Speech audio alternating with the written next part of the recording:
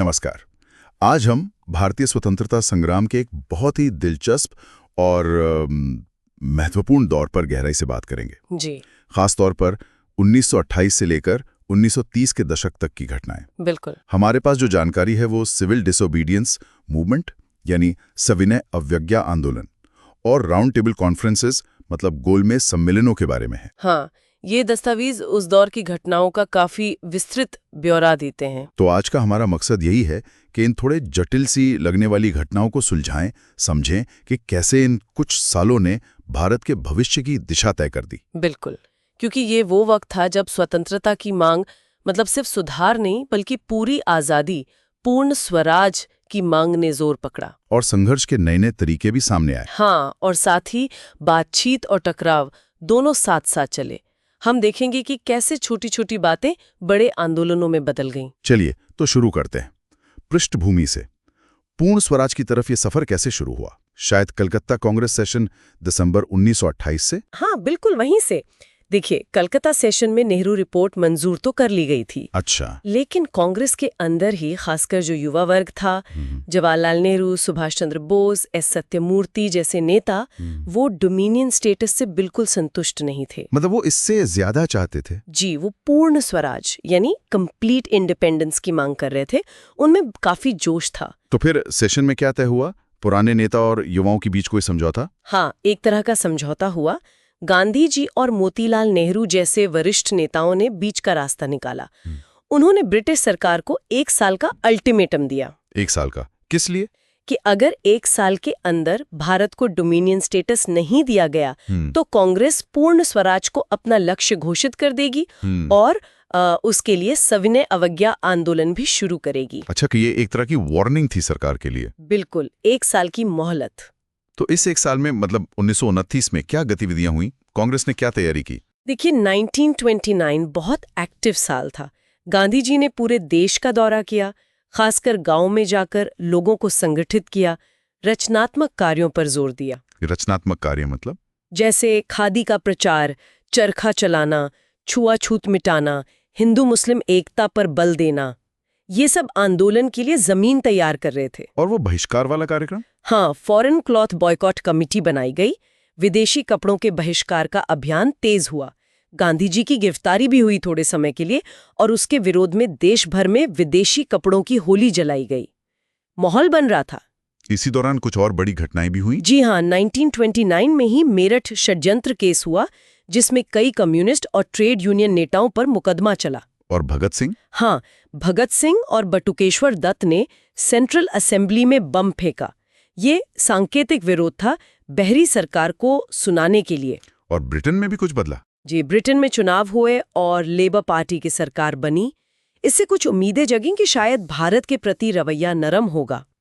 तो क्या लेबर सरकार ने कुछ किया, वो डोमिनियन स्टेटस वाला वादा? देखिए, इसी माहौल में अक्टूबर 1929 में वाइसराय लॉर्ड अर्विन ने एक घोषणा की, जिसे अर्विन्स डिक्लेरेशन कहते हैं। हाँ, इसमें क्या था? इसमें गोलमोल तरीके से कहा गया कि भारत को भविष्य में डोमिनियन स्टेटस देना ब्रिटिश नीति का स्वाभाविक लक्ष्य है। साइमन कमीशन की रिपोर्ट आने से पहले ये घोषणा की गई थी। लेकिन कोई टाइमलाइन, कोई पक्का वादा? नहीं, बिल्कुल नहीं। कोई समय सीमा नहीं दी गई। ये बस एक अस्पष्ट सा वादा था, जिसका शायद मकसद था कि जो नरमपंथी नेता थे उनका विश्वास फिर से जीता जाए और माहौल थोड़ा शांत हो। और राउंड टेबल कॉन्फ्रेंस का भी जिक्र था शायद। हाँ, अर्विन ने भविष्य में लंदन में एक राउंड टेबल कॉन्फ्रेंस बुलाने का भी वादा किया, जिसमें भारतीय नेता और ब्रिटिश सरकार मिलकर भारत के संवैधानिक भविष्य पर चर्चा कर सके। तो भारतीय नेताओं ने इस घोषणा को कैसे लिया? क्या वो संतुष्ट थे? बिल्कुल नहीं। कांग्रेस के नेता इससे खुश नहीं थे। उन्होंने नवंबर 1929 में दिल्ली में एक मीटिंग की और एक दिल्ली मैनिफेस्टो जारी किया। दिल्ली मैनिफेस्टो? हाँ। इसमें क्या शर्तें थी? हाँ, इसमें उन्होंने राउंड टेबल कॉन्फ्रेंस में शामिल होने के लिए कुछ शर्तें रखीं। पहली शर्त ये थी कि कॉन्फ्रेंस का उद्देश्य ये नहीं होना चाहिए कि डोमिनियन स्टेटस दिया जाए या नहीं, बल्कि ये होना चाहिए कि उसे कैसे लागू किया जाए, उसके लिए संविधान कैसे बनाया जाए। अच्छा, मतलब ये मानकर चलना कि डोमिनियन स्टेटस तो मिलेगा ही। बिल्कुल। दूसरी शर्त थी कि कांग्रेस का प्रतिनिधित्व बहुमत में होना चाहिए और तीसरी कि राजनीतिक कैदियों को आम माफी दी जाए। तो क्या इरविन ने ये शर्तें मानी? देखिए, इसी सिलसिले में दिसंबर 1929 में गांधी जी और मोतीलाल नेहरू वाइसरॉय इरविन से मिले। क्रिसमस से ठीक पहले हाँ। उन्होंने इरविन से साफ आश्वासन मांगा कि क्या राउंड टेबल कॉन्फ्रेंस का मकसद वाकई डोमिनियन स्टेटस का संविधान बनाना है। और इरविन का जवाब? इरविन ने ऐसा कोई भी आश्वासन देने से साफ इनकार कर दिया। ओह, तो मतलब बातचीत का रास्ता बंद। हाँ बिल्कुल, अब टकराव तय हो गया था। ये मुलाकात एक तरह से टर्निंग पॉइंट थी। इसके बाद कांग्रेस के लिए अल्टीमेटम की राह पर आगे बढ़ने के अलावा कोई चारा नहीं बचा। और इसी के तुरंत बाद लाहौर में कांग्रेस का वार्षिक अधिवेशन हुआ दिसंबर 1929 में। जी, लाहौर कांग्रेस सेशन, ये ऐतिहासिक था। इसकी अध्यक्षता युवा जवाहरलाल नेहरू ने की। नेहरू का अध्यक्ष बनना भी महत्वपूर्ण था, है ना? गांधी जी ने उन्हें सपोर्ट किया था। हाँ, ये एक तरह से युवाओं के बढ़ते प्रभाव को स्वीकार करना था। गांधी जी समझ रहे थे कि आजादी की लड़ाई में अब युवाओं की ऊर्जा और उनके रैडिकल विचारों की जरूरत है। नेहरू ने अपने अध्यक्षीय भाषण में क्या कहा? कुछ खास बातें? उनका भाषण बहुत जोशीला था। उन्होंने कहा कि अब हमें खुली साजिश करके देश को आजाद कराना होगा। उन्होंने समाजवाद और गणतंत्र में अपना विश्वास जताया। और आंदोलन के तरीके पर उन्होंने जोर दिया कि जन आंदोलन शांतिपूर्ण होने चाहिए। अहिंसा पर गांधी जी का प्रभाव साफ था। तो लाहौर सेशन के मुख्य फैसले क्या थे? सबसे बड़ा फैसला तो यही था कि अब लक्ष्य डोमिनियन स्टेटस नहीं बल्कि पूर्ण स्वराज यानी कंप्लीट इंडिपेंडेंस होगा। अच्छा। दूसरा, राउंड टेबल कॉन्फ्रेंस का बहिष्कार करने का निर्णय लिया गया क्योंकि इरविन ने आश्वासन नहीं दिया था। और आंदोलन? कांग्रेस वर्किंग कमेटी CWC को अधिकार दिया गया कि वो जब चाहें सविनय अवज्ञा आंदोलन शुरू कर सकती है, जिसमें टैक्स न देना भी शामिल होगा। टैक्स न देना, ये तो बड़ा कदम था। जी हाँ, और सभी कांग्रेस सदस्यों को जो विधान मंडलों में थे उनसे इस्तीफा देने को कहा गया। और वो 26 जनवरी वाली बात? हाँ, ये भी लाहौर में ही तय हुआ कि 26 जनवरी 1930 को पूरे देश में स्वतंत्रता दिवस के रूप में मनाया जाएगा। पहला स्वतंत्रता दिवस। जी, और इसकी तैयारी के तौर पर 31 दिसंबर 1929 की आधी रात को रावी नदी के किनारे अध्यक्ष जवाहरलाल नेहरू ने भारत का नया तिरंगा झंडा फहराया। वाह, वो एक ऐतिहासिक क्षण रहा होगा। बिल्कुल, इंकलाब जिंदाबाद के नारे गूंजे, माहौल पूरी तरह बदल चुका था। अब पूरी आजादी से कम कुछ भी मंजूर नहीं था। तो 26 जनवरी 1930 को क्या हुआ? कैसे मनाया गया ये पहला स्वतंत्रता दिवस? उस दिन पूरे देश में जगह जगह सभाएं हुईं। लोगों ने अपनी अपनी स्थानीय भाषाओं में स्वतंत्रता की शपथ ली, जो गांधी जी ने तैयार की थी। झंडे फहराए गए। इस शपथ में क्या था? क्या मुख्य बातें थीं? ये शपथ बहुत महत्वपूर्ण थी। इसमें कहा गया कि स्वतंत्रता हर भारतीय का जन्मसिद्ध अधिकार है। हाँ। और ब्रिटिश सरकार ने भारत का आर्थिक, राजनीतिक, सांस्कृतिक और आध्यात्मिक हर तरह से शोषण किया है और देश को बर्बाद कर दिया है। शोषण के उदाहरण भी दिए गए थे। हाँ, जैसे ऊंचे टैक्स लगाकर आर्थिक बोझ डालना, देसी उद्योगों को नष्ट करना, मुद्रा के साथ छेड़छाड़ करके अर्थव्यवस्था को नुकसान पहुंचाना। राजनीतिक रूप से कहा गया कि भारतीयों को राजनीतिक शक्तियों से वंचित रखा गया है। शिक्षा प्रणाली ऐसी बनाई गई है कि हम अपनी सांस्कृतिक जड़ों से कट गए हैं। और वो निशस्त्रीकरण। जी, आर्म्स एक्ट के जरिए भारतीयों को हथियारों से वंचित करके उन्हें अमानुष बना दिया गया है।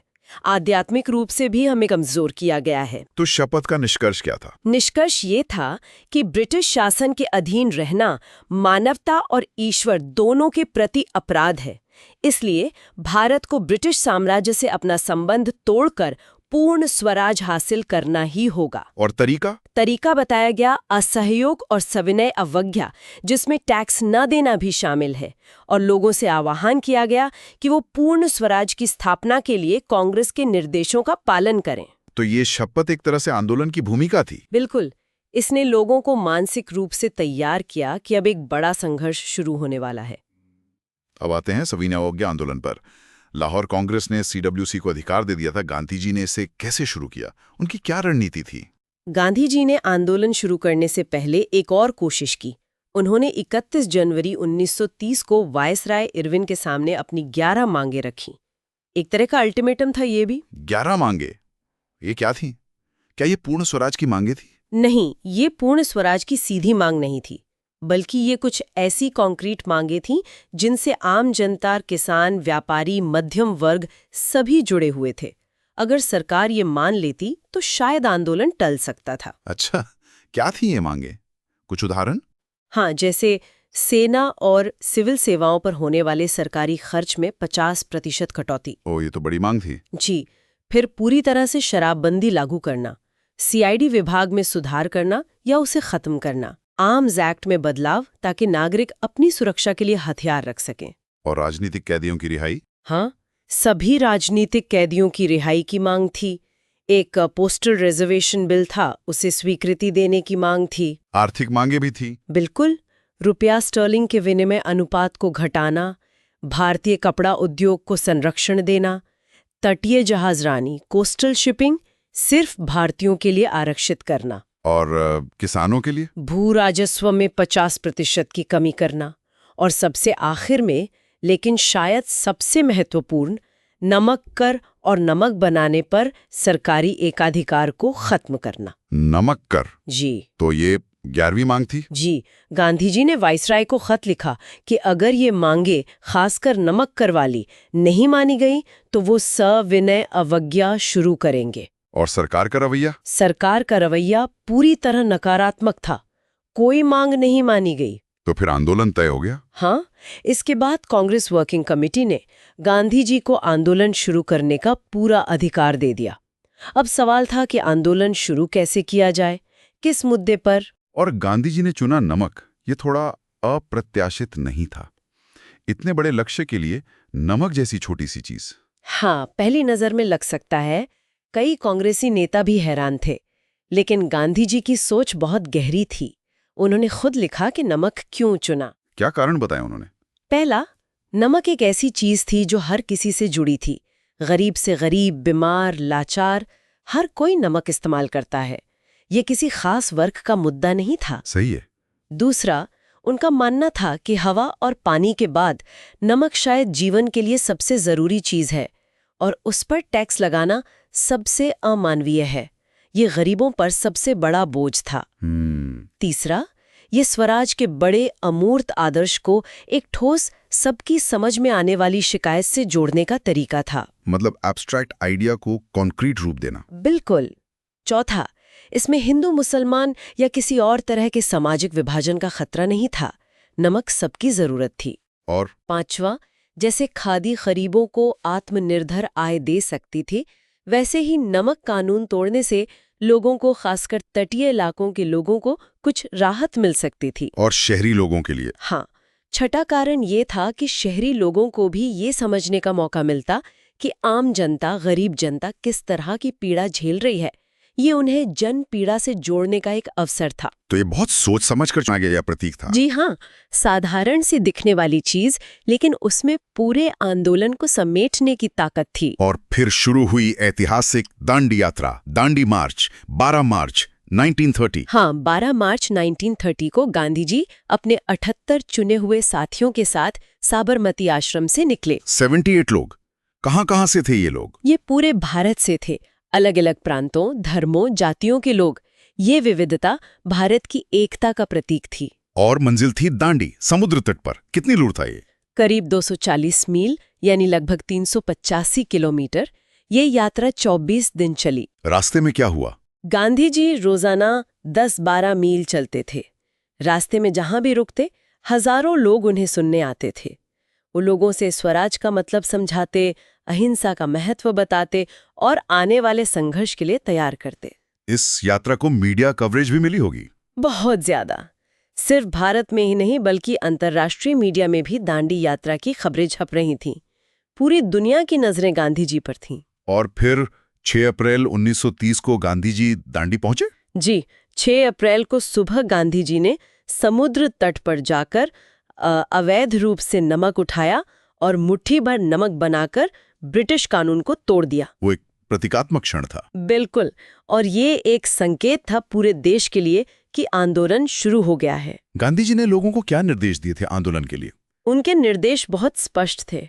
पहला, जहां भी संभव हो, लोग खुद नमक बनाकर नमक कानून का उल्लंघन करें। ठीक है। दूसरा, शराब की दुकानों, विदेशी कपड़ों की दुकानों और अफीम के ठेकों के सामने शांतिपूर्ण धरना दें। महिलाएं इसमें बढ़ चढ़कर हिस्सा लें। और टैक्स? हाँ, अगर लोगों में सामर्थ्य हो, तो वो सरकार को टैक्स बिना बंद कर दें, खासकर लगान और चौकीदारी टैक्स। वकीलों और सरकारी कर्मचारियों के लिए वकीलों से कहा गया कि वो अपनी प्रैक्टिस छोड़ दें, जनता से अपील की गई कि वो सरकारी अदालतों का बहिष्कार करें, सरकारी नौकरों से इस्तीफा देने का आह्वान किया गया। और सबसे जरूरी बात ये थी कि ये सब कुछ पूरी तरह सत्य और अहिंसा के साथ किया जाना था। किसी भी तरह की हिंसा नहीं होनी थी। उन्होंने ये भी कहा था कि अगर उन्हें गिरफ्तार कर लिया जाए तो क्या करना है। हाँ, उन्होंने कहा था कि उनकी गिरफ्तारी के बाद भी आंदोलन रुकना नहीं चाहिए। स्थानीय नेता आंदोलन को आगे बढ़ाएं और लोग उनके निर्देशों का पालन करें। इस यात्रा का तात्कालिक प्रभाव क्या हुआ? प्रभाव जबरदस्त था। यात्रा के दौरान ही खबरें आईं कि गुजरात में करीब 300 सरकारी अधिकारियों ने, पटेलों और स्थानीय कर्मचारियों ने इस्तीफा दे दिया। 300? ये तो बड़ी संख्या है। हाँ, और कांग्रेस के कार्यकर्ताओं ने गांव-गांव जाकर संगठन को मजबूत किया। लोगों में अभूतपूर्व उत्साह था। गांधी जी के नमक कानून तोड़ने के बाद आंदोलन पूरे देश में कैसे फैला? ये लहर की तरह फैला। जैसे ही गांधी जी ने दांडी में नमक कानून तोड़ा, पूरे देश में लोगों ने नमक बनाना और बेचना शुरू कर दिया। क्या नेताओं की गिरफ्तारियां भी हुई? हाँ, अप्रैल 1930 में जब जवाहरलाल नेहरू को गिरफ्तार किया गया तो मद्रास, कलकत्ता, कराची जैसी जगहों पर बड़े पैमाने पर विरोध प्रदर्शन हुए। और गांधी जी की गिरफ्तारी? गांधी जी को 4 मई 1930 को गिरफ्तार किया गया। वो धरासना सॉल्ट वर्क्स पर धावा बोलने की योजना बना रहे थे। उनकी गिरफ्तारी की खबर फैलते ही बॉम्बे, दिल्ली, कलकत्ता और खासकर शोलापुर में जबरदस्त प्रदर्शन हुए। कई जगह हिंसा भी भड़की। तो नमक कानून तोड़ने के अलावा कांग्रेस ने और कौन से कार्यक्रम स्वीकृत किए थे? देखिए, नमक सत्याग्रह तो मुख्य था ही, लेकिन CWC ने कुछ और कार्यक्रम भी मंजूर किए थे। जैसे रैयतवाड़ी इलाकों में किसानों से लगान न देने का आह्वान किया गया और जमींदारी इलाकों में वहां चौकीदारी टैक्स न देने का अभियान चलाने को कहा गया, क्योंकि ये टैक्स सीधे सरकार को जाता था और दमन का प्रतीक था। जंगलों से जुड़े कानून भी थे। हाँ, मध्य प्रांत, सेंट्रल प्रोविंसेस जैसे इलाकों में जहां आदिवासी आबादी ज्यादा थी, वहां वन कानूनों का उल्लंघन करने को कहा गया। आदिवासी अक्सर इन कानूनों से परेशान थे। तो आंदोलन का स्वरूप हर जगह एक जैसा नहीं था? नहीं, बिल्कुल नहीं। ये आंदोलन की खूबी की कि इसने स्थानीय मुद्दों और परिस्थितियों के हिसाब से अलग-अलग रूप लिए। क्या आप कुछ क्षेत्रीय गतिविधियों के उदाहरण दे सकते हैं? जैसे दक्षिण भारत में क्या हुआ? हाँ, तमिलनाडु में C राजगोपालाचारी, जो बाद में राजाजी कहलाए, उन्होंने त्रिची से वेदारण्यम तक नमक यात्रा का नेतृत्व किया, बिल्कुल दांडी मार्च की तर्ज पर। और मालाबार में? मालाबार केरल में के किलप्पन ने कालीकट से पयानूर तक मार्च का नेतृत्व किया। वहां एक घटना मशहूर है, जब पुलिस ने झंडे पर लाठी चलाई तो पी कृष्णा पिल्ले नाम के कार्यकर्ता ने झंडे को बचाने के लिए खुद मार खाई। आंध्र प्रदेश में?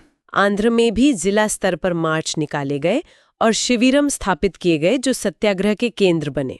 पूर्वी भारत में? उड़ीसा, असम, बंगाल? उड़ीसा में गोपाल बंधु चौधरी के नेतृत्व में तटीय इलाकों जैसे बालासोर, कटक, पुरी में नमक सत्याग्रह काफी प्रभावी रहा। असम में? बाद में चंद्रप्रभा सैकियानी जैसी महिला नेताओं ने वन कानूनों के उल्लंघन का भी प्रयास किया। बंगाल का क्या हाल था? वहां तो कांग्रेस में गुटबाजी भी थी। हाँ, बंगाल में सुभाष बोस और JM सेनगुप्ता के गुटों में आपसी खींचतान थी। कुछ सांप्रदायिक दंगे भी हुए कलकत्ता में। इसके बावजूद बंगाल में गिरफ्तारियों की संख्या और पुलिस दमन दोनों ही शायद सबसे ज्यादा थे। बंगाल में आंदोलन के मुख्य केंद्र कौन से थे? मिदनापुर, आरामबाग जैसे इलाकों में नमक सत्याग्रह और चौकीदारी टैक्स विरोधी आंदोलन काफी मजबूत रहे। और हाँ, इसी दौरान सूर्यसेन के नेतृत्व में चटगांव शस्त्रागार पर छापा भी मारा गया, जो एक क्रांतिकारी घटना थी। बिहार में आंदोलन कैसा रहा? बिहार में चंपारण और सारण जैसे जिलों में नमक बनाकर शुरुआत हुई, लेकिन वहां नमक बनाना बहुत व्यावहारिक नहीं था। तो फिर वहां क्या हुआ? वहां नो चौकीदारी टैक्स आंदोलन बहुत शक्तिशाली बन गया। लोगों ने चौकीदारी टैक्स देने से साफ इनकार कर दिया। मुंगेर जैसे इलाकों में तो प्रशासन लगभग ठप हो गया।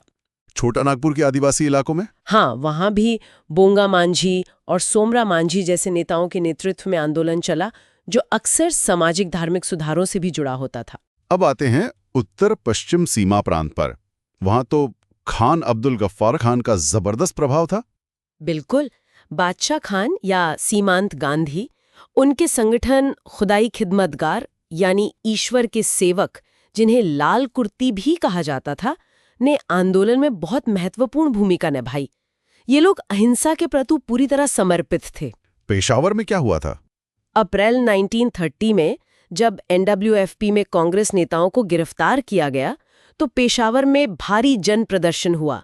वहां एक बहुत महत्वपूर्ण घटना घटी। क्या? गढ़वाल राइफल्स के हिंदू सैनिकों ने अपने ब्रिटिश अधिकारियों का आदेश मानने से इनकार कर दिया और निहत्थे मुस्लिम प्रदर्शनकारियों की भीड़ पर गोली चलाने से मना कर दिया। ये तो बहुत बड़ी बात थी। सेना में विद्रोह? हाँ, ये सांप्रदायिक एकता और राष्ट्रीय भावना का अद्भुत उदाहरण था। हालांकि बाद में इन सैनिकों का कोर्ट मार्शल हुआ और उन्हें कड़ी सजा मिली। शोलापुर का आपने जिक्र किया था, वहां क्या खास हुआ? शोलापुर, जो महाराष्ट्र में एक औद्योगिक शहर था, वहां गांधी जी की गिरफ्तारी पर सबसे उग्र प्रतिक्रिया हुई। टेक्सटाइल मिल के मजदूरों ने हड़ताल कर दी और उन्होंने सरकारी इमारतों जैसे railway station, police station, court, municipal building पर हमले किए। कुछ दिनों के लिए शहर से ब्रिटिश राज लगभग खत्म हो गया और एक तरह की समानांतर सरकार चलने लगी। फिर सरकार ने क्या किया?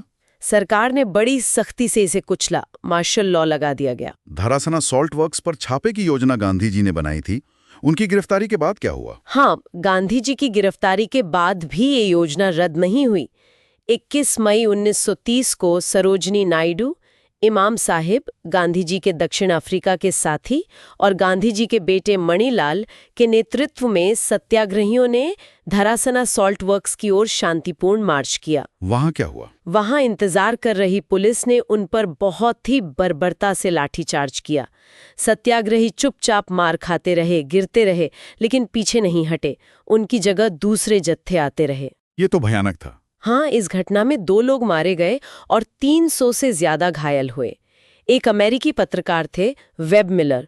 उन्होंने इसका आंखों देखा हाल लिखा, जिससे पूरी दुनिया में ब्रिटिश सरकार की क्रूरता की आलोचना हुई। क्या ये तरीका और जगह भी अपनाया गया? हाँ, धरासना की तर्ज पर वडाला बॉम्बे, सानेकट्टा कर्नाटक, आंध्रा और मिदनापुर में भी नमक डिपो पर शांतिपूर्ण छापे मारे गए और सत्याग्रहियों ने क्रूर दमन का सामना किया। गुजरात में जहां दांडी यात्रा हुई थी, वहां आंदोलन कैसा रहा? गुजरात में आंदोलन बहुत मजबूत था, खासकर खेड़ा, सूरत और भरूच जिलों में।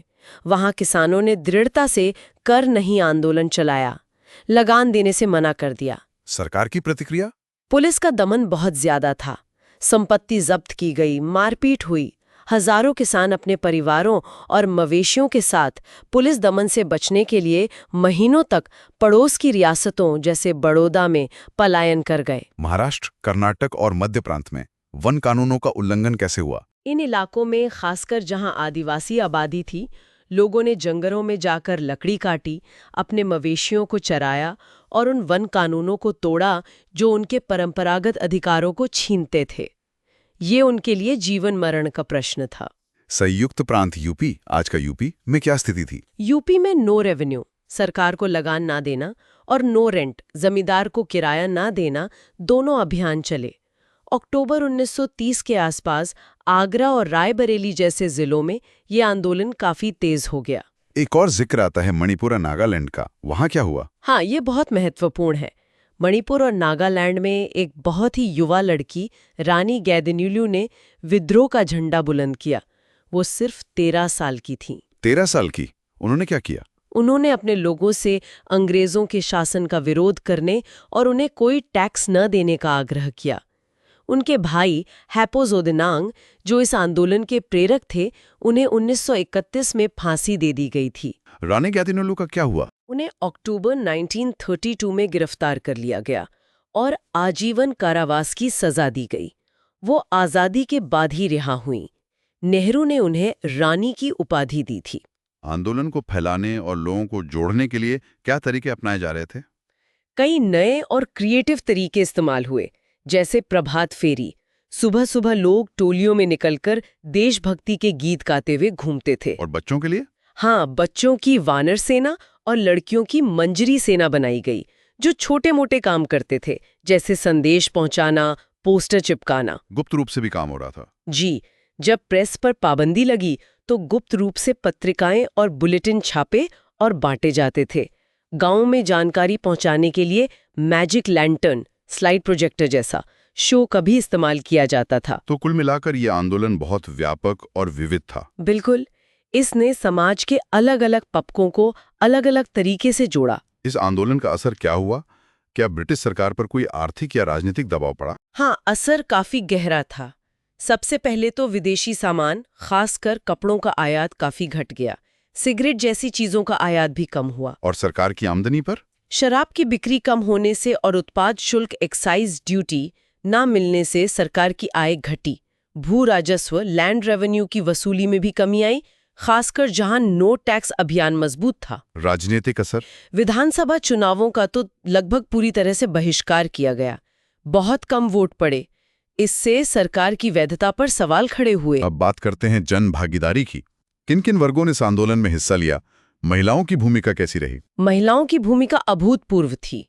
गांधी जी ने खास तौर पर महिलाओं से अपील की थी कि वे शराब और विदेशी कपड़ों की दुकानों पर धरने में आगे आएं। और उन्होंने ऐसा किया? हाँ, हजारों महिलाओं ने, जिनमें शहरी पढ़ी लिखी महिलाओं से लेकर ग्रामीण महिलाएं तक शामिल थीं, बहुत बढ़ चढ़कर हिस्सा लिया। उन्होंने लाठियां खाईं, जेल गईं। ये उनके लिए घर की चारदीवारी से निकलकर सार्वजनिक जीवन में आने का एक बड़ा कदम था। कमला देवी चट्टोपाध्याय, सरोजनी नायडू जैसी कई नेत्रियों ने नेतृत्व प्रदान किया। छात्र और युवा? छात्र और युवा तो हमेशा की तरह बहिष्कार और प्रदर्शनों में सबसे आगे थे। स्कूलों, कॉलेजों का बहिष्कार किया, प्रभात फेरियों और सेनाओं में सक्रिय रहे। मुस्लिम समुदाय की भागीदारी कैसी रही? क्या वो 1920-22 के असहयोग आंदोलन जितनी थी? नहीं, उतनी व्यापक भागीदारी इस बार नहीं थी। इसके कई कारण थे। कुछ मुस्लिम नेताओं ने आंदोलन से अलग रहने की अपील की थी। सरकार की फूट डालो और राज करो की नीति भी काम कर रही थी। लेकिन क्या बिल्कुल भागीदारी नहीं थी? नहीं, ऐसा नहीं है। NWFP में खुदाई खिदमतगारों की भागीदारी तो जबरदस्त थी ही, जैसा हमने देखा। इसके अलावा सिनहट्टा, त्रिपुरा, ढाका जैसी जगहों पर मध्यवर्गीय मुस्लिम भी सक्रिय थे। बिहार, दिल्ली, लखनऊ में मुस्लिम बुनकर समुदाय ने भी आंदोलन में हिस्सा लिया। तो भागीदारी थी, पर पहले जितनी नहीं। व्यापारी और छोटे दुकानदार? व्यापारी वर्ग, खासकर छोटे व्यापारी, इस आंदोलन से बहुत उत्साहित थे। उन्होंने बहिष्कार को लागू करने में बहुत सक्रिय भूमिका निभाई। खास तौर पर तमिलनाडु और पंजाब में उनका योगदान महत्वपूर्ण था। कई बार तो उन्होंने कांग्रेस से भी ज्यादा कड़ाई से बहिष्कार लागू करवाया। आदिवासी समुदाय? हाँ, जैसा हमने देखा, मध्य प्रांत, महाराष्ट्र, कर्नाटक जैसे इलाकों में आदिवासियों ने वन सत्याग्रह में सक्रिय रूप से भाग लिया। उनके लिए ये जंगल पर अपने अधिकारों की लड़ाई भी थी। मजदूर वर्ग की क्या स्थिति थी? मजदूरों की भागीदारी भी थी, खासकर बॉम्बे, कलकत्ता, मद्रास और शोलापुर जैसे औद्योगिक केंद्रों में। शोलापुर का उदाहरण हमने देखा ही। लेकिन 1920-22 जैसा कोई बड़ा मजदूर उभार इस आंदोलन के साथ नहीं जुड़ा। और किसान? किसानों की भागीदारी बहुत व्यापक थी। संयुक्त प्रांत, बिहार, गुजरात जैसे राज्यों में नो रेवेन्यू और नो रेंट अभियानों में उन्होंने जबरदस्त संघर्ष किया और दमन सहा। ये आंदोलन काफी हद तक किसान आंदोलन बन गया था। तो कुल मिलाकर भागीदारी बहुत व्यापक थी, हालांकि कुछ वर्गों की भागीदारी पहले से कम थी। जी हाँ, समाज का शायद ही कोई तबका अछूता रहा हो। सरकार की प्रतिक्रिया क्या थी? क्या वो शुरू से ही दमन पर उतर आई? सरकार एक दुविधा में थी। अंग्रेजी में कहें तो damned if you do, damned if you don't वाली स्थिति। अगर वो सख्ती करते तो आलोचना होती, आंदोलन और भड़कता। अगर नरमी दिखाते तो उनकी सत्ता कमजोर दिखती। लेकिन आखिरकार उन्होंने दमन का रास्ता ही चुना। हाँ, जैसे जैसे आंदोलन फैला, सरकार का दमन बढ़ता गया। अध्यादेश जारी किए गए जिनके जरिए नागरिक अधिकारों को सस्पेंड कर दिया गया। प्रेस पर पाबंदी लगा दी गई। कांग्रेस संगठनों पर? हाँ, कांग्रेस संगठनों को गैर कानूनी घोषित कर दिया गया। हालांकि CWC पर प्रतिबंध जून 1930 तक नहीं लगा था। नेताओं और कार्यकर्ताओं की बड़े पैमाने पर गिरफ्तारियां हुईं। हजारों लोग जेल भेजे गए। और सड़कों पर लाठीचार्ज और कई जगहों पर गोलीबारी भी हुई। दमन काफी क्रूर था। इसी बीच साइमन कमीशन की रिपोर्ट भी आ गई थी। हाँ, मई 1930 में, और उसमें डोमिनियन स्टेटस का कोई जिक्र नहीं था। इससे जो नरमपंथी नेता थे वो भी काफी नाराज हुए और कांग्रेस के करीब आ गए। तो क्या सरकार ने फिर बातचीत की कोशिश की? हाँ, सरकार पर दबाव बढ़ रहा था। वाइसरॉय इरविन ने जुलाई 1930 में फिर से राउंड टेबल कॉन्फ्रेंस का प्रस्ताव रखा और दोहराया कि लक्ष्य डोमिनियन स्टेटस ही है, हालांकि अस्पष्ट रूप से। और क्या किया? उन्होंने 2 नरमपंथी नेताओं तेज बहादुर सप्रू और एमआर जयकर को अनुमति दी कि वो जेल में गांधी जी और अन्य कांग्रेस नेताओं से मिलकर शांति या समझौते की संभावना तलाशें। तो क्या सप्रू जयकर की कोशिश कामयाब हुई? अगस्त 1930 में सप्रू और जयकर ने यरवदा जेल में गांधी जी, नेहरू और अन्य नेताओं से मुलाकात की। कांग्रेस नेताओं ने क्या मांगे रखी? उनकी मांगे काफी सख्त थीं। पहला, भारत को ब्रिटेन से पूरी तरह अलग होने का अधिकार होना चाहिए। दूसरा, रक्षा और वित्त जैसे महत्वपूर्ण विभागों सहित पूरी तरह से जिम्मेदार राष्ट्रीय सरकार का गठन हो। तीसरा, भारत के वित्तीय दावों के निपटारे के लिए एक स्वतंत्र ट्रिब्यूनल बनाया जाए। क्या सरकार ये मानने को तैयार थी? नहीं, ये मांगे सरकार की नजर में बहुत ज्यादा थीं, इसलिए ये बातचीत विफल हो गई। आंदोलन जारी रहा। लेकिन फिर अगले साल 1931 की शुरुआत में माहौल बदला और गांधी-इरविन पैक्ट हुआ। ये कैसे संभव हुआ? हाँ, 1930 के अंत तक आंदोलन थोड़ा धीमा पड़ने लगा था, थकान के लक्षण दिख रहे थे। दूसरी तरफ सरकार भी समझ रही थी कि कांग्रेस के बिना कोई संवैधानिक हल निकलना मुश्किल है, खासकर जब पहली राउंड टेबल कॉन्फ्रेंस कांग्रेस की गैर मौजूदगी में असफल रही थी। पहली राउंड टेबल कॉन्फ्रेंस कब हुई थी? ये नवंबर 1930 से जनवरी 1931 तक लंदन में हुई थी। कौन लोग शामिल हुए थे इसमें? कांग्रेस और भारत के बड़े व्यापारी तो शामिल नहीं हुए, लेकिन मुस्लिम लीग, हिंदू महासभा, दलित वर्ग के प्रतिनिधि जैसे डॉक्टर अंबेडकर, सिख, ईसाई, एंग्लो इंडियन, रियासतों के राजा महाराजा और नरमपंथी नेता, ये सब शामिल थे। इसका नतीजा क्या निकला? कुछ खास नहीं। सैद्धांतिक तौर पर इस बात पर सहमति बनी कि भारत एक संघ फेडरेशन बनेगा, प्रांतों को स्वायत्ता मिलेगी और केंद्र में कुछ जिम्मेदारी दी जाएगी, लेकिन रक्षा और वित्त जैसे विषयों पर अंग्रेजों का नियंत्रण रहेगा। पर क्योंकि कांग्रेस नहीं थी, इसलिए इन सहमतियों पर अमल होना मुश्किल था। तो सरकार को कांग्रेस की जरूरत महसूस हुई? बिल्कुल। इसीलिए सरकार ने समझौते का माहौल बनाना शुरू किया। 25 जनवरी 1931 को गांधी जी और कांग्रेस वर्किंग कमेटी के सभी सदस्यों को बिना शर्त जेल से रिहा कर दिया गया। ये एक बड़ा कदम था। जी हाँ। इसके बाद CWC ने गांधी जी को अधिकृत किया कि वो वाइसराय इरविन से बातचीत करें। और फिर लंबी बातचीत के बाद 5 मार्च 1931 को दिल्ली में गांधी-इरविन पैक्ट पर हस्ताक्षर हुए। हाँ, इसे दिल्ली पैक्ट भी कहते हैं। ये एक महत्वपूर्ण समझौता था क्योंकि पहली बार ब्रिटिश सरकार ने कांग्रेस को बराबरी का दर्जा देकर बातचीत की थी। इस पैक्ट में सरकार क्या मानने को तैयार हुई? सरकार कई बातें मानने को तैयार हुई। पहला, उन सभी राजनीतिक कैदियों को तुरंत रिहा कर दिया जाएगा जो हिंसा के दोषी नहीं हैं। ठीक है। दूसरा, वो सभी जुर्माने माफ कर दिए जाएंगे जो अभी तक वसूले नहीं गए हैं।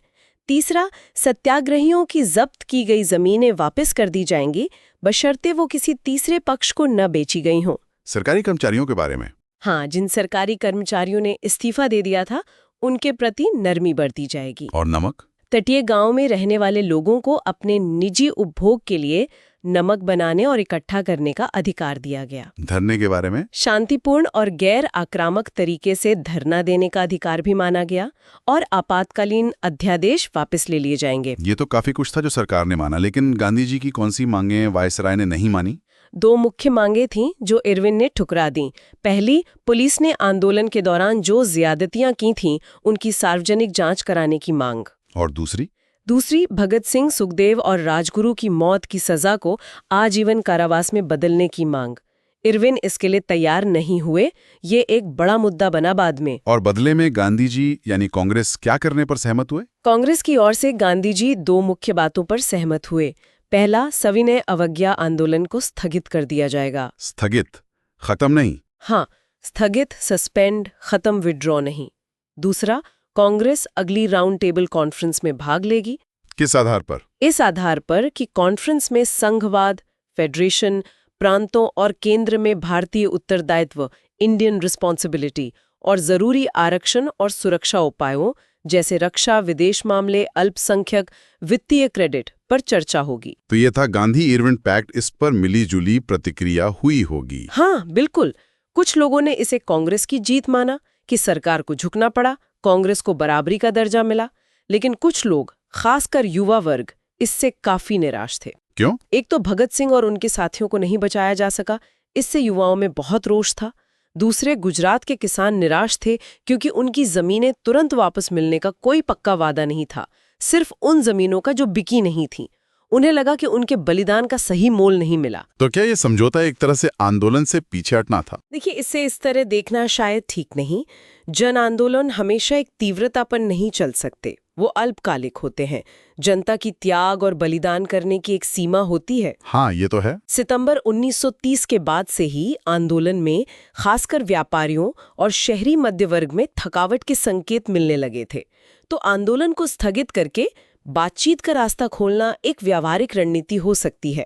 इससे आंदोलनकारियों को आराम करने और फिर से संगठित होने का मौका भी मिलता। अगर हम इस आंदोलन की तुलना पिछले बड़े आंदोलन यानी 1920-22 के नॉन कॉपरेशन मूवमेंट से करें तो क्या मुख्य अंतर थे? कई महत्वपूर्ण अंतर थे। पहला तो लक्ष्य का। इस बार लक्ष्य शुरू से ही पूर्ण स्वराज था, सिर्फ कुछ गलतियों का सुधार नहीं। और तरीका? इस बार शुरुआत से ही कानून तोड़ने यानी सविनय अवज्ञा पर जोर था, जबकि पिछली बार असहयोग मुख्य था। भागीदारी में इस बार बुद्धिजीवियों और शहरी मध्यवर्ग की भागीदारी शायद पिछली बार से थोड़ी कम थी। मुस्लिम भागीदारी निश्चित रूप से काफी कम थी। मजदूर? कोई बड़ा मजदूर उभार इस बार साथ नहीं जुड़ा, लेकिन किसानों और व्यापारियों की भागीदारी बहुत जबरदस्त थी, शायद पहले से भी ज्यादा। और दमन? इस आंदोलन में गिरफ्तारियों की संख्या असहयोग आंदोलन से लगभग 3 गुना ज्यादा थी। सरकारी दमन भी ज्यादा तीव्र था। संगठन के स्तर पर? कांग्रेस इस आंदोलन के बाद संगठनात्मक रूप से और मजबूत होकर उभरी। उसकी पहुंच गांवों तक और गहरी हुई। गांधी इरविन पैक्ट के बाद मार्च 1931 में कराची में कांग्रेस का सेशन हुआ। इसका क्या महत्व था? कराची सेशन बहुत महत्वपूर्ण था। इसकी अध्यक्षता सरदार वल्लभ भाई पटेल ने की। इसमें 2 मुख्य काम हुए। एक तो गांधी इरविन पैक्ट का अनुमोदन किया गया। क्या इसमें कोई विरोध हुआ? हाँ, काफी विरोध हुआ, खासकर युवाओं की तरफ से। सेशन से सिर्फ 6 दिन पहले 23 मार्च 1931 को भगत सिंह, सुखदेव और राजगुरु को फांसी दे दी गई थी। इससे पूरे देश में और खासकर कांग्रेस के युवा सदस्यों में भारी गुस्सा था। जब गांधी जी सेशन के लिए पहुंचे तो उन्हें काले झंडे दिखाए गए। तो पैक्ट का अनुमोदन कैसे हुआ? गांधी जी ने समझाया कि उन्होंने भगत सिंह को बचाने की पूरी कोशिश की, लेकिन वाइसराय नहीं माने। और पैक्ट को मंजूर करना क्यों जरूरी है? आखिरकार पैक्ट को मंजूर कर लिया गया, लेकिन साथ ही एक प्रस्ताव पारित किया गया। कैसा प्रस्ताव? इस प्रस्ताव में राजनीतिक हिंसा को अस्वीकार करते हुए भी भगत सिंह और उनके साथियों की बहादुरी और बलिदान की प्रशंसा की गई। ये एक तरह से युवाओं की भावना को शांत करने की कोशिश थी। पूर्ण स्वराज का लक्ष्य भी दोहराया गया। और कराची सेशन का दूसरा महत्वपूर्ण काम? दूसरा और शायद ज्यादा दूरगामी महत्व का काम था मौलिक अधिकारों, फंडामेंटल राइट्स और राष्ट्रीय आर्थिक कार्यक्रम यानी नेशनल इकोनॉमिक प्रोग्राम पर एक प्रस्ताव पारित करना। मौलिक अधिकारों में क्या क्या था? इसमें कई बुनियादी अधिकार शामिल थे, जैसे बोलने और प्रेस की आज़ादी, संगठन बनाने और सभा करने का अधिकार, सार्वभौमिक वयस्क मताधिकार, यूनिवर्सल अडल्ट फ्रैंचाइज और समानता। हाँ, कानून के सामने जाति, धर्म या लिंग के आधार पर कोई भेदभाव नहीं होगा। सबके लिए समान अधिकार। धार्मिक मामलों में राज्य तटस्थ रहेगा। शिक्षा और संस्कृति? मुफ्त और अनिवार्य प्राथमिक शिक्षा का वादा। अल्पसंख्यकों और भाषाई समूहों की संस्कृति, भाषा और लिपि की सुरक्षा की गारंटी। ये तो बहुत प्रगतिशील बातें थी उस समय के हिसाब से। बिल्कुल। और राष्ट्रीय आर्थिक कार्यक्रम भी उतना ही महत्वपूर्ण था। उसमें क्या था? उसमें किसानों के लिए लगान और सरकारी राजस्व में कमी, अलाभकारी जोतों, अनइकोनॉमिक होल्डिंग्स को लगान से छूट, किसानों को कर्ज से राहत और सूदखोरी पर नियंत्रण की बात थी। मजदूरों के लिए? मजदूरों के लिए काम करने की बेहतर स्थितियां, जैसे जीने लायक मजदूरी, लिविंग वेज, काम के सीमित घंटे, महिला श्रमिकों का संरक्षण, मजदूरों और किसानों को यूनियन बनाने का अधिकार। और उद्योग? प्रमुख उद्योगों, खानों और परिवहन के साधनों पर राज्य के स्वामित्व या नियंत्रण, ओनरशिप और कंट्रोल की बात कही गई। ये समाजवाद की तरफ झुकाव दिखाता है। तो कराची प्रस्ताव ने पहली बार ये बताया कि कांग्रेस के लिए स्वराज का मतलब सिर्फ राजनीतिक आजादी नहीं है। हाँ, बिल्कुल। प्रस्ताव में साफ कहा गया कि आम जनता के लिए स्वराज का अर्थ क्या होगा। लिखा गया कि शोषण को समाप्त करने के लिए राजनीतिक स्वतंत्रता में करोड़ों भूखे लोगों की आर्थिक स्वतंत्रता भी शामिल होनी चाहिए। ये तो बहुत महत्वपूर्ण घोषणा थी। जी हाँ, ये प्रस्ताव आगे चलकर कांग्रेस के मूल राजनीतिक और आर्थिक कार्यक्रम का आधार बना। इसने पहली बार स्वराज का एक सामाजिक आर्थिक खाका पेश किया। ठीक है, तो पैक्ट हो गया, कराची में उसे मंजूरी मिल गई। अब बारी थी दूसरी राउंड टेबल कॉन्फ्रेंस की। ये कब और कहाँ हुई? दूसरी राउंड टेबल कॉन्फ्रेंस सितंबर से दिसंबर 1931 तक लंदन में हुई। इसमें कांग्रेस ने भाग लिया? हाँ, गांधी जी कांग्रेस के एकमात्र प्रतिनिधि के रूप में इसमें शामिल हुए। हालांकि उनके साथ मदन मोहन मालवीय और रंगास्वामी अयंगर जैसे कुछ और नेता भी गए थे, पर वो कांग्रेस के आधिकारिक प्रतिनिधि नहीं थे। और कौन लोग थे? बाकी वही सब समूह थे जो पहली कॉन्फ्रेंस में थे, रियासतें, मुस्लिम लीग, हिंदू महासभा, डॉक्टर अंबेडकर, उदारवादी नेता वगैरह। तो क्या इस बार कोई नतीजा निकला? ये कॉन्फ्रेंस सफल रही? नहीं, ये कॉन्फ्रेंस पूरी तरह विफल रही। कोई समझौता नहीं हो पाया। विफलता के क्या कारण थे? माहौल क्यों बदल गया? देखिए, गांधी इरविन पैक्ट के बाद और दूसरी कॉन्फ्रेंस शुरू होने के बीच ब्रिटेन में और भारत में कई बदलाव आ गए थे। जैसे? भारत में लॉर्ड विलिंगटन नए वायसराय बनकर आ गए थे, जो इरविन की तुलना में ज्यादा सख्त और कम सहानुभूति रखने वाले थे। और ब्रिटेन में? ब्रिटेन में लेबर सरकार गिर गई थी और एक राष्ट्रीय सरकार यानी नेशनल गवर्नमेंट बनी थी, जिसमें कंजर्वेटिव पार्टी का प्रभाव बहुत ज्यादा था। विंस्टन चर्चिल जैसे दक्षिणपंथी नेता तो भारत को कोई भी रियायत देने के सख्त खिलाफ थे। भारत सचिव भी बदल गए थे? हाँ, सैमुअल होरे नए भारत सचिव बने, जो काफी प्रतिक्रियावादी माने जाते थे। तो ब्रिटिश सरकार का रवैया अब काफी कड़ा हो चुका था। कॉन्फ्रेंस के अंदर क्या समस्याएं आई? सबसे बड़ी समस्या प्रतिनिधित्व को लेकर हुई। गांधी जी का दावा था कि कांग्रेस ही एकमात्र संगठन है जो पूरे भारत की सभी वर्गों और समुदायों की नुमाइंदगी करती है। लेकिन दूसरे प्रतिनिधि से सहमत नहीं थे? बिल्कुल नहीं। मुस्लिम लीग, डॉक्टर अंबेडकर, दलित वर्गों के प्रतिनिधि के तौर पर, रियासतें और दूसरे रूढ़िवादी या सरकार समर्थक गुट, कोई भी ये मानने को तैयार नहीं था कि कांग्रेस उनकी भी आवाज है। और ब्रिटिश सरकार ने इसका फायदा उठाया? हाँ, ब्रिटिश सरकार ने इन अलग अलग समूहों को गांधी जी और कांग्रेस के दावे को कमजोर करने के लिए इस्तेमाल किया। उन्होंने जानबूझकर इन मतभेदों को उभारा। गांधी जी की मुख्य मांगे क्या थी कॉन्फ्रेंस में? गांधी जी ने दो मुख्य मांगे रखी। पहला, भारत और ब्रिटेन के बीच बराबरी के दर्जे पर आधारित एक साझेदारी पार्टनरशिप हो। दूसरा, केंद्र और प्रांतों में तुरंत पूरी तरह से जिम्मेदार सरकार, रिस्पॉन्सिबल गवर्नमेंट स्थापित की जाए। और अल्पसंख्यकों और दलितों के सवाल पर गांधी जी का कहना था कि अस्पृश्यों को हिंदुओं का ही अंग माना जाना चाहिए, उन्हें अलग राजनीतिक इकाई या अल्पसंख्यक का दर्जा नहीं दिया जा सकता। इसलिए वो उनके लिए अलग निर्वाचक मंडल के सख्त खिलाफ थे। उनका मानना था कि अल्पसंख्यकों के हितों की रक्षा जरूरी है, पर उसके लिए कोई खास संवैधानिक सुरक्षा उपाय जैसे अलग निर्वाचन मंडल की जरूरत नहीं है। लेकिन दूसरे अल्पसंख्यक समूह और डॉक्टर अंबेडकर वो इससे सहमत नहीं थे। मुस्लिम, दलित वर्ग, ईसाई, एंग्लो इंडियन, सिख, ये सभी अपने अपने समुदाय के लिए पृथक निर्वाचक मंडल और आरक्षित सीटों की मांग कर रहे थे। तो यहीं पर गतिरोध पैदा हो गया। हाँ, अल्पसंख्यकों के सवाल पर कॉन्फ्रेंस पूरी तरह फंस गई। इन समूहों ने मिलकर एक अल्पसंख्यक समझौता भी कर लिया, जिसमें उन्होंने एक दूसरे की पृथक निर्वाचन मंडल की मांगों का समर्थन किया। गांधी जी ने इसका कड़ा विरोध किया। रियासतों का क्या रुख था? रियासतें भी अब संघ फेडरेशन में शामिल होने को लेकर ज्यादा उत्साहित नहीं दिख रही थीं। उनकी अपनी शर्तें थीं।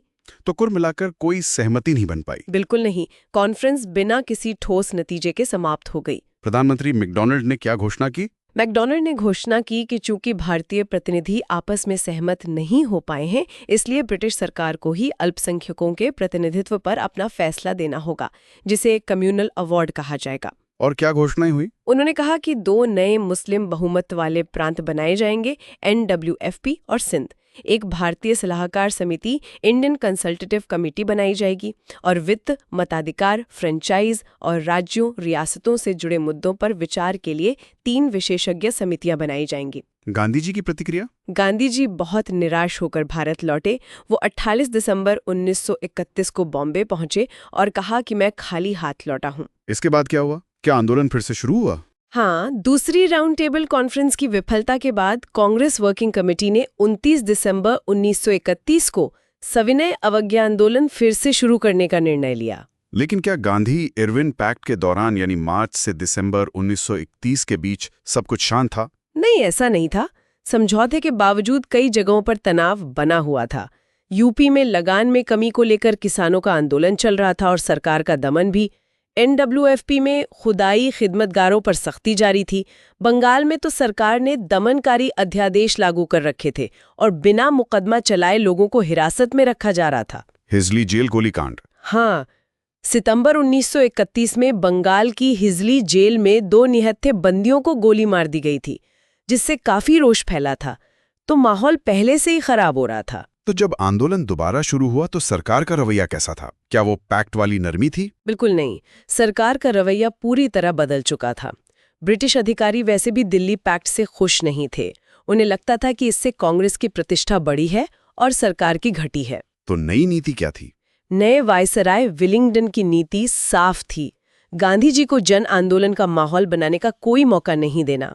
कांग्रेस की सद्भावना हासिल करने की जरूरत नहीं है, बल्कि सरकार के समर्थक वर्गों का विश्वास जीतना जरूरी है और राष्ट्रीय आंदोलन को ग्रामीण क्षेत्रों में मजबूत नहीं होने देना है। तो सरकार ने क्या कार्रवाई की? जैसे ही CWC ने आंदोलन दोबारा शुरू करने का फैसला किया, सरकार ने तुरंत कार्रवाई की। विलिंगडन ने गांधी जी से मिलने से भी इनकार कर दिया। 31 दिसंबर 1931 और फिर 4 जनवरी 1932 को गांधी जी और सरदार पटेल को गिरफ्तार कर लिया गया। पूरे देश में दमन का चक्र तेजी से चलाया गया। किस तरह का दमन? दमन पहले से कहीं ज्यादा सख्त और सुनियोजित था। एक के बाद एक दमनकारी अध्यादेश जारी किए गए, जिन्हें सिविल मार्शल लॉ कहा गया। कांग्रेस के सभी स्तर के संगठनों को गैर कानूनी घोषित कर दिया गया और नेताओं और कार्यकर्ताओं की धरपकड़ हुई, उनकी संपत्तियां जब्त कर ली गईं, गांधी आश्रमों पर कब्जा कर लिया गया। महिलाओं के साथ विशेष रूप से कठोरता बढ़ती गई, प्रेस का गला घोंट दिया गया। जनता की क्या प्रतिक्रिया हुई इस पर? जनता में गुस्सा तो बहुत था, लेकिन इस बार वो पहले की तरह तैयार नहीं थी। फिर भी व्यापक प्रतिक्रिया हुई। पहले 4 महीनों में ही लगभग 80,000 सत्याग्रही जेल भेज दिए गए। लोगों ने विरोध कैसे जताया? वही तरीके अपनाए गए। शराब और विदेशी कपड़ों की दुकानों पर धरने, गैर कानूनी सभाएं करना, अहिंसक प्रदर्शन, राष्ट्रीय दिवस मनाना, तिरंगा फहराना, चौकीदारी टैक्स न देना, नमक सत्याग्रह, वन कानूनों का उल्लंघन। कुछ जगहों पर गुप्त रेडियो ट्रांसमीटर से भी प्रचार किया गया। रियासतों में भी कुछ हुआ? हाँ, कश्मीर और अलवर जैसी रियासतों में भी इस दौरान जन उभार देखने को मिले। लेकिन ये दूसरा चरण ज्यादा लंबा क्यों नहीं चल पाया? इसके कई कारण थे। एक तो गांधी जी और दूसरे बड़े नेताओं को आंदोलन का माहौल बनाने का बिल्कुल समय नहीं मिला। वो कॉन्फ्रेंस से लौटते ही गिरफ्तार हो गए।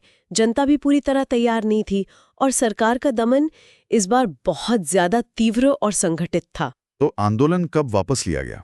धीरे धीरे आंदोलन की गति धीमी पड़ती गई। आखिरकार अप्रैल 1934 में गांधी जी ने औपचारिक रूप से सविनय अवज्ञा आंदोलन वापस लेने का निर्णय लिया। क्या इसका मतलब ये था कि जनता का कांग्रेस से विश्वास उठ गया था? नहीं, ऐसा नहीं था। जनता सरकारी दमन से दब जरूर गई थी, थक गई थी, लेकिन उसने कांग्रेस में अपना राजनीतिक विश्वास नहीं खोया था। ये बाद के चुनावों में भी दिखा। इसी बीच एक और बड़ा घटनाक्रम हुआ, कॉमनल अवार्ड और पूना पैक्ट। ये क्या था? हाँ, जब सविनय अवज्ञा आंदोलन का दूसरा चरण चल रहा था और गांधी जी जेल में थे, तभी 16 अगस्त 1932 को ब्रिटिश प्रधानमंत्री रैमजे मैकडॉनल्ड ने कम्युनल अवार्ड यानी सांप्रदायिक पंचाट की घोषणा की। ये किस आधार पर था? ये मुख्य रूप से भारतीय मताधिकार समिति लोथियन कमेटी के निष्कर्षों पर आधारित था, जिसने भारत में चुनाव क्षेत्रों और वोट देने के अधिकार पर विचार किया था। इसमें क्या प्रावधान थे? इसमें भारत के विभिन्न अल्पसंख्यक समुदायों के लिए प्रांतीय विधानमंडलों में पृथक निर्वाचक मंडल, सेपरेट इलेक्टोरेट्स और आरक्षित सीटें, रिजर्व सीट्स देने की व्यवस्था की गई थी। किन-किन समुदायों को? इसमें मुस्लिम, यूरोपीय, सिख, भारतीय ईसाई, एंग्लो इंडियन शामिल थे, जिनके लिए पहले से कुछ व्यवस्थाएं थीं। लेकिन इस बार दलित वर्गों, डिप्रेस्ड क्लासेस को भी अल्पसंख्यक मानते हुए उनके लिए 78 आरक्षित सीटें पृथक निर्वाचक मंडल के तहत दी गईं। मराठों के लिए भी बॉम्बे में कुछ सीटें आरक्षित की गईं। दलित वर्गों को पृथक निर्वाचक मंडल, ये तो नई बात थी। हाँ, यही सबसे विवादास्पद प्रावधान था। राष्ट्रीय नेताओं ने इसे अंग्रेजों की फूट डालो और राज करो नीति का एक और उदाहरण माना। इसकी पृष्ठभूमि क्या थी? डॉक्टर अंबेडकर की क्या भूमिका थी? Doctor B.R. अंबेडकर काफी समय से दलित वर्गों को हिंदुओं से अलग एक राजनीतिक अल्पसंख्यक का दर्जा दिलाने और उनके लिए पृथक निर्वाचक मंडल की मांग कर रहे थे। उन्होंने साइमन कमीशन के सामने भी ये मांग रखी थी। साइमन कमीशन ने क्या कहा था? कमीशन ने पृथक निर्वाचक मंडल तो नहीं माना, पर आरक्षित सीटें देने की बात कही थी। फिर दूसरी राउंड टेबल कॉन्फ्रेंस में डॉक्टर अंबेडकर ने जोरदार तरीके से पृथक निर्वाचक मंडल की मांग उठाई। गांधी जी का क्या रुख था? गांधी जी इसके सख्त खिलाफ थे।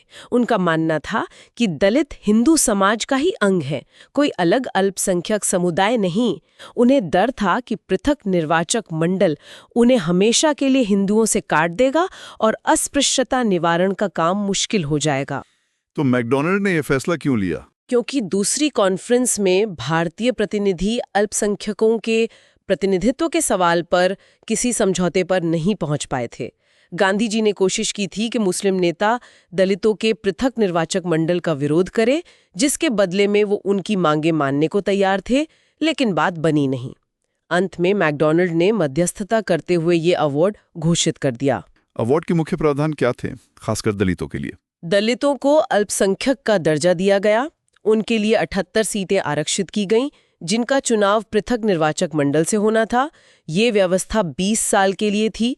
उन्हें डबल वोट का अधिकार भी मिला, यानी वो पृथक निर्वाचक मंडल में अपने दलित उम्मीदवार को वोट दे सकते थे और सामान्य हिंदू निर्वाचक मंडल में भी वोट दे सकते थे। महिलाओं और अन्य समूहों के लिए? महिलाओं के लिए भी लगभग 3% सीटें आरक्षित की गईं। NWFP को छोड़कर मजदूरों, जमींदारों, व्यापारियों और उद्योगपतियों के लिए भी विशेष सीटें थी।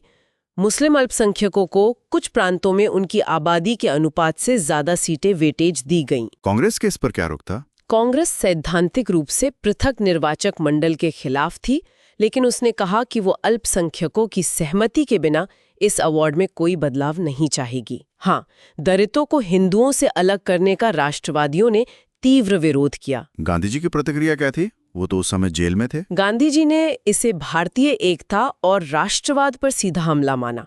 उन्हें लगा कि यह हिंदू धर्म और दलितों दोनों के लिए हानिकारक होगा।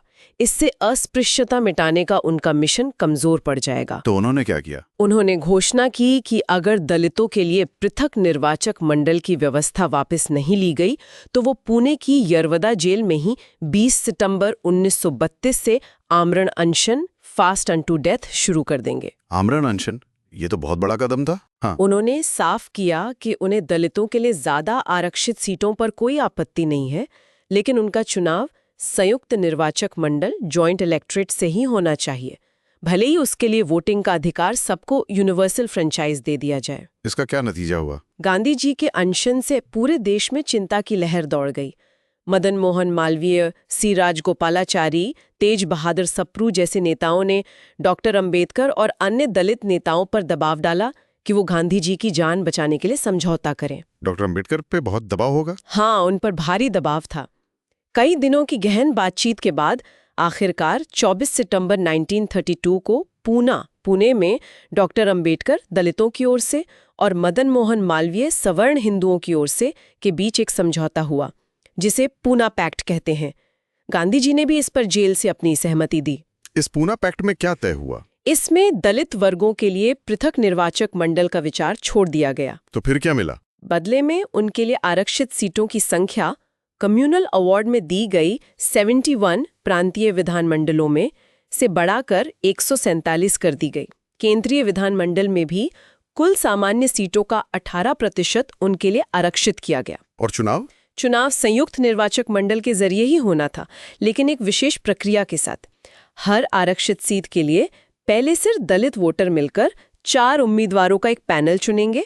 फिर उस पैनल में से सामान्य निर्वाचक मंडल, जिसमें सभी हिंदू वोटर होंगे, किसी एक उम्मीदवार को चुनेगा। तो ये था पूना पैक्ट? हाँ, सरकार ने इसे मान लिया। हाँ, ब्रिटिश सरकार ने इसे कम्युनल अवार्ड में संशोधन के रूप में स्वीकार कर लिया और गांधी जी ने अपना अनशन तोड़ दिया। लेकिन क्या पूना पैक्ट से दलितों की समस्या हल हो गई? इस पर तो काफी बहस होती है। हाँ, इस पर काफी आलोचनात्मक दृष्टिकोण भी हैं।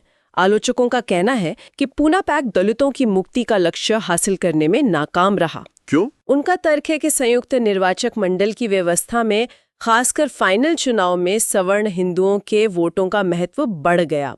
इससे अक्सर वही दलित उम्मीदवार जीत पाते थे जो सवर्ण नेतृत्व को मंजूर होते थे, न कि वो जो वास्तव में दलितों के हितों के लिए लड़ते।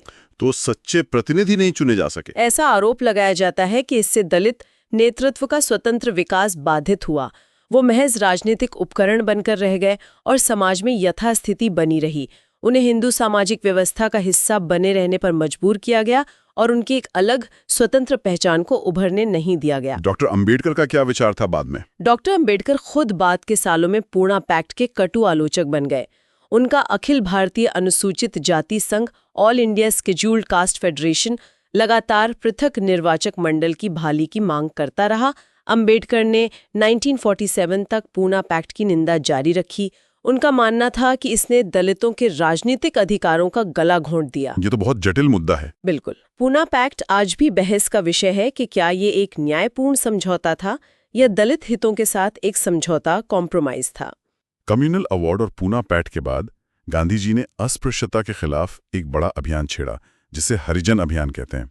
इसका क्या उद्देश्य था? हाँ, गांधी जी का मानना था कि कम्युनल अवार्ड अंग्रेजों की फूट डालो नीति का नतीजा था और इसका मुकाबला करने का सबसे अच्छा तरीका है हिंदू समाज के अंदर से अस्पृश्यता को जड़ से उखाड़ फेंकना। उन्होंने ये कब शुरू किया? उन्होंने जेल से ही इसकी शुरुआत कर दी थी। सितंबर 1932 में उन्होंने अखिल भारतीय अस्पृश्यता विरोधी लीग की स्थापना की, जिसका नाम बाद में हरिजन सेवक संघ पड़ा। जनवरी 1933 में उन्होंने जेल से ही हरिजन नाम का साप्ताहिक पत्र भी शुरू किया। और जेल से रिहा होने के बाद अगस्त 1933 में रिहा होने के बाद उन्होंने पूरी तरह खुद को इसी काम में लगा दिया। उन्होंने नवंबर 1933 से जुलाई 1934 तक एक लंबी हरिजन यात्रा की। हरिजन यात्रा कहां से कहां तक? आश्रम वापस नहीं जाएंगे। इस यात्रा में उन्होंने करीब 20,000 किलोमीटर का सफर तय किया, पूरे देश में घूमे। इस यात्रा का मकसद क्या था? मुख्य मकसद था हरिजन सेवक संघ के लिए धन इकट्ठा करना और अस्पृश्यता निवारण का प्रचार करना।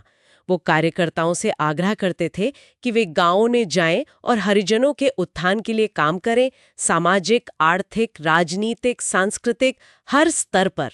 उन्होंने उपवास भी रखे इस दौरान। हाँ, उन्होंने मई और अगस्त 1934 में 2 छोटे उपवास भी रखे ताकि उनके अनुयायी इस मुद्दे की गंभीरता को समझें और पूरी लगन से काम करें। क्या रूढ़िवादी हिंदुओं ने इस अभियान का विरोध किया? हाँ, जबरदस्त विरोध हुआ। रूढ़िवादी सनातनी हिंदुओं ने उनकी सभाओं में बाधा डाली, उन्हें काले झंडे दिखाए, उन पर हिंदू धर्म पर हमला करने का आरोप लगाया। पूना में उन पर बम भी फेंका गया। सरकार का क्या रवैया था? सरकार ने भी रूढ़िवादियों का ही साथ दिया। उन्होंने अगस्त 1934 में केंद्रीय विधानसभा में पेश किए गए टेम्पल एंट्री बिल, मंदिर प्रवेश विधेयक को हरा दिया। रूढ़िवादी सरकार को कांग्रेस के खिलाफ समर्थन दे रहे थे। इस हरिजन अभियान के मुख्य विषय क्या थे? गांधी जी क्या संदेश दे रहे थे? पहला, वो हिंदू समाज द्वारा सदियों से हरिजनों पर किए जा रहे अत्याचार की कड़ी निंदा करते थे। दूसरा, वो अस्पृश्यता के पूर्ण उन्मूलन पर जोर देते थे, जिसमें मंदिरों में प्रवेश का अधिकार भी शामिल था। सवर्ण हिंदुओं से क्या अपील थी? वो कहते थे कि सवर्ण हिंदुओं को प्रायश्चित करने की जरूरत है। वो अंबेडकर जैसे आलोचकों के प्रति कोई शत्रुता नहीं रखते थे, बल्कि उनके तर्कों को समझने की कोशिश करते थे। उनका एक प्रसिद्ध कथन है इस बारे में। हाँ, हिंदू धर्म मर जाएगा यदि अस्पृश्यता जीवित रहती है, और अस्पृश्यता को मरना होगा यदि हिंदू धर्म को जीवित रहना है। क्या वो शास्त्रों पर आधारित तर्क देते थे? कि अगर शास्त्र अस्पृश्यता की अनुमति देते हैं तो उन शास्त्रों को अनदेखा कर देना चाहिए। क्या वो अंतर्जातीय विवाह या खानपान का समर्थन करते थे? शुरुआत में उन्होंने अस्पृश्यता निवारण को अंतर्जातीय विवाह और साथ बैठकर खाने पीने से अलग रखा, शायद रूढ़िवादियों को साथ लाने के लिए, लेकिन उनका मुख्य जोर अस्पृश्यता के पाप को खत्म करने पर था। गांधी जी और अंबेडकर में जाति व्यवस्था को लेकर क्या मतभेद था? ये एक बड़ा मतभेद था। डॉक्टर अंबेडकर का मानना था कि जाति व्यवस्था ही सारी बुराई की जड़ है और इसे पूरी तरह नष्ट कर देना चाहिए। और गांधी जी व्यवस्था में फर्क करते थे। उनका मानना था कि मूल वर्ण व्यवस्था ब्राह्मण, क्षत्रिय, वैश्य, शूद्र अपने आदर्श रूप में श्रम विभाजन पर आधारित थी। उसमें ऊंच नीच का भेद नहीं था। ये भेद बाद में आया और यही पाप है। अगर ऊंच नीच का भेद मिटा दिया जाए तो वर्ण व्यवस्था समाज में पूरक कॉम्प्लीमेंट्री भूमिका निभा सकती है। वो जाति व्यवस्था के उन्मूलन के बजाय वर्ण व्यवस्था के सुधार के पक्ष में थे। तो वो रूढ़िवादियों को कैसे मनाना चाहते थे? वो जबरदस्ती या कानून के बजाय रूढ़िवादियों सनातनियों का हृदय परिवर्तन करने पर जोर देते थे। उनके उपवास भी अपने अनुयायियों को प्रेरित करने के लिए थे, न कि विरोधियों पर दबाव डालने के लिए। उन्होंने हरिजनों से भी कुछ करने को कहा। हाँ, उन्होंने हरिजनों से भी अपील की कि वो आंतरिक सुधार करें, शिक्षा पर ध्यान दें, साफ सफाई रखें, गोमांस खाना और शराब पीना छोड़ दें और अपने ही बीच में मौजूद ऊंच नीच और अस्पृश्यता को दूर करें। इस अभियान का क्या प्रभाव पड़ा? देखिए, ये मुख्य रूप से एक राजनीतिक नहीं बल्कि सामाजिक और धार्मिक सुधार आंदोलन था। हिंदू धर्म और समाज की शुद्धि का आंदोलन, लेकिन इसका एक राजनीतिक प्रभाव भी हुआ। क्या? राष्ट्रवाद का संदेश पहली बार बड़े पैमाने पर हरिजन समुदाय तक पहुंचा, जिनमें से ज्यादातर खेतीहर मजदूर थे। इससे राष्ट्रीय आंदोलन और बाद के किसान आंदोलनों में उनकी भागीदारी बढ़ी। इसने अस्पृश्यता के मुद्दे को राष्ट्रीय एजेंडे पर ला दिया। अब हम गांधी जी और डॉक्टर अंबेडकर के विचारों की थोड़ी और तुलना करते हैं। उनमें गहरे मतभेद तो थे, लेकिन क्या कुछ समानताएं भी थीं? हाँ, कुछ बुनियादी समानताएं भी थीं। दोनों ही सामाजिक बुराइयों और साम्राज्यवादी अन्याय के प्रति गहरी नफरत रखते थे। और विरोध का तरीका? दोनों ने प्रतीकों का इस्तेमाल किया, जैसे गांधी जी ने विदेशी कपड़ा जलाया, नमक उठाया, अंबेडकर ने मनुस्मृति जलाई, महार तालाब का पानी पिया। दोनों शिक्षा के जरिए सुधार लाने में विश्वास रखते थे। धर्म के बारे में? दोनों धर्म की सामाजिक भूमिका को स्वीकार करते थे, हालांकि उनकी व्याख्याएं अलग थीं। दोनों राज्य की शक्ति को सीमित मानते थे और दोनों लोकतांत्रिक और शांतिपूर्ण तरीकों से सामाजिक परिवर्तन लाना चाहते थे। लेकिन मतभेद ज्यादा गहरे और ज्यादा थे। हाँ, मतभेद अनेक थे, जैसे स्वतंत्रता को लेकर। गांधी जी मानते थे कि स्वतंत्रता छीननी होगी, जबकि अंबेडकर को उम्मीद थी कि शासक वर्ग अंग्रेज इसे प्रदान करेंगे। लोकतंत्र पर गांधी जी संसदीय प्रणाली का बहुत सम्मान नहीं करते थे। उन्हें डर था कि उसमें नेता जनता पर हावी हो जाएंगे। वो स्वराज या ग्रासरूट डेमोक्रेसी के पक्षधर थे। अंबेडकर संसदीय प्रणाली के प्रबल समर्थक थे। उन्हें लगता था कि इसी के जरिए उत्पीड़ित वर्ग अपनी आवाज उठा सकते हैं और दबाव बना सकते हैं। दृष्टिकोण में क्या अंतर था? गांधी जी ज्यादा व्यावहारिक और लचीले थे, अहिंसा के सिद्धांत को छोड़कर। अंबेडकर ज्यादा कठोर सिद्धांतवादी थे, उदारवादी विचारधारा और संस्थागत ढांचे पर उनका जोर था। राष्ट्र और एकता पर? गांधी जी मानते थे कि भारत हमेशा से एक राष्ट्र रहा है जिसे अंग्रेजों ने तोड़ा है। अंबेडकर का मानना था कि भारतीय एकता काफी हद तक ब्रिटिश शासन और उनकी कानून व्यवस्था का ही नतीजा है। गांवों के बारे में तो उनके विचार बिल्कुल उलट थे। हाँ, गांधी जी ग्राम स्वराज को सच्चा स्वराज और राम राज मानते थे। अंबेडकर गांवों को यथास्थितिवादी, अज्ञानता, संकीर्णता और दलितों पर अत्याचार का गढ़ मानते थे। कहते थे कि भारतीय गांवों पर गर्व करने लायक कुछ नहीं है। हरिजन नाम पर भी मतभेद था। जी, गांधी जी ने दलितों को हरिजन, ईश्वर के लोग नाम दिया, जिसे अंबेडकर ने एक चालाक योजना कहकर निंदा की। उन्हें ये नाम पसंद नहीं था। धर्म की व्याख्या में अंबेडकर के लिए धर्म का केंद्र मनुष्य और मनुष्य के बीच का संबंध था। इसीलिए उन्होंने बाद में हिंदू धर्म छोड़ दिया और वेदों शास्त्रों की भी निंदा की। गांधी जी के लिए धर्म का केंद्र मनुष्य और ईश्वर का संबंध था। वो जाति व्यवस्था को धर्म का अंग नहीं मानते थे, बल्कि एक सामाजिक विकृति मानते थे। वो वर्ण और जाति को अलग करते थे। गांधी जी राजनीति और धर्म के अलगाव को भी स्वीकार नहीं करते थे। हिंसा पर? अंबेडकर मानते थे कि पूर्ण अहिंसा भले ही लक्ष्य हो, लेकिन जरूरत पड़ने पर सापेक्ष हिंसा एक साधन हो सकती है। गांधी जी किसी भी प्रकार की हिंसा के सख्त विरोधी थे। साधन और साध्य? अंबेडकर मानते थे कि अगर साध्य लक्ष्य उचित है तो साधन भी उचित माने जा सकते हैं। गांधी जी के लिए साधन की पवित्रता साध्य को तय करती थी।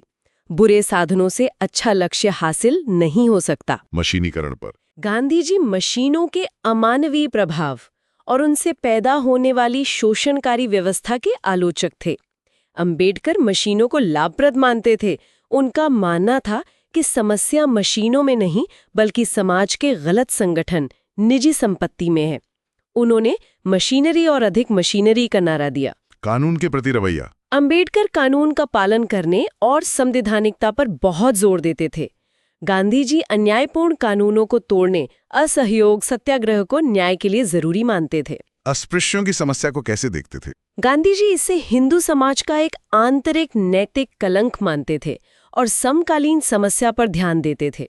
अंबेडकर इसे एक राजनीतिक और ऐतिहासिक समस्या के रूप में देखते थे, जिसका समाधान कानूनी और संवैधानिक तरीकों से ही हो सकता है। वो उन्हें एक अलग अल्पसंख्यक मानते थे। समाधान के तरीके में गांधी जी नैतिक अपील, प्रायश्चित और हृदय परिवर्तन पर जोर देते थे। अंबेडकर कानूनी अधिकारों, राजनीतिक शक्ति और संवैधानिक सुरक्षा उपायों पर। संवाद की भाषा भी अलग थी। खातिब वर्ग ज्यादातर शिक्षित और बौद्धिक था। तो ये थे कुछ प्रमुख मतभेद। दोनों अपने अपने तरीके से समाज और देश के लिए सोच रहे थे। बिल्कुल, दोनों का लक्ष्य अन्याय मिटाना था, लेकिन रास्ते और प्राथमिकताएं अलग थीं। तो हमने देखा कि 1928 से लेके 1934-35 तक का ये दौर कितना उथल-पुथल भरा रहा। पूर्ण स्वराज की मांग का उठना, नमक सत्याग्रह जैसा अनोखा और व्यापक आंदोलन, गोलमेज सम्मेलनों में बातचीत की कोशिशें और उनकी विफलता। हाँ, और फिर गांधी-इरविन पैक्ट, जो एक महत्वपूर्ण पड़ाव था, लेकिन जिसने सभी समस्याओं का हल नहीं निकाला। आंदोलन का दोबारे शुरू होना और फिर उसका दमन। और इसी के बीच कम्युनल अवार्ड और पूना पैक्ट जैसे घटनाक्रम, जिन्होंने दलित वर्गों के प्रतिनिधित्व के जटिल और संवेदनशील मुद्दे को सतह पर ला दिया। बिल्कुल, और इसने गांधी जी और अंबेडकर जैसे दो महानायकों के बीच गहरे वैचारिक मतभेदों को भी उजागर किया। ये सारी घटनाएं दिखाती हैं कि स्वतंत्रता की लड़ाई सिर्फ अंग्रेजों के खिलाफ एक बाहरी संघर्ष ही नहीं थी। सही कहा, ये भारत के अंदरूनी सामाजिक, राजनैतिक और वैचारिक चुनौतियों से जूझने की प्रक्रिया भी थी। राष्ट्रीय एकता कैसे बने, सामाजिक न्याय कैसे मिले, अलग अलग वर्गों और समुदायों के हितों में संतुलन कैसे साधा जाए, ये सब बड़े सवाल थे। और ये सोचने पर मजबूर करता है। जैसे पूना पैक्ट को ही लें, क्या उसने वास्तव में उस समय दलितों के हितों की सबसे अच्छी तरह से रक्षा की, या वो एक ऐसा समझौता था जिसके अनपेक्षित और दूरगामी परिणाम हुए, जिन्हें शायद आज भी महसूस किया जाता है? ये बहुत गहरा सवाल है। इतिहास के फैसलों का मूल्यांकन हमेशा जटिल होता है। बिल्कुल, इस पर विचार करते रहिएगा। आज की इस विस्तृत चर्चा में शामिल होने के लिए बहुत बहुत धन्यवाद। धन्यवाद।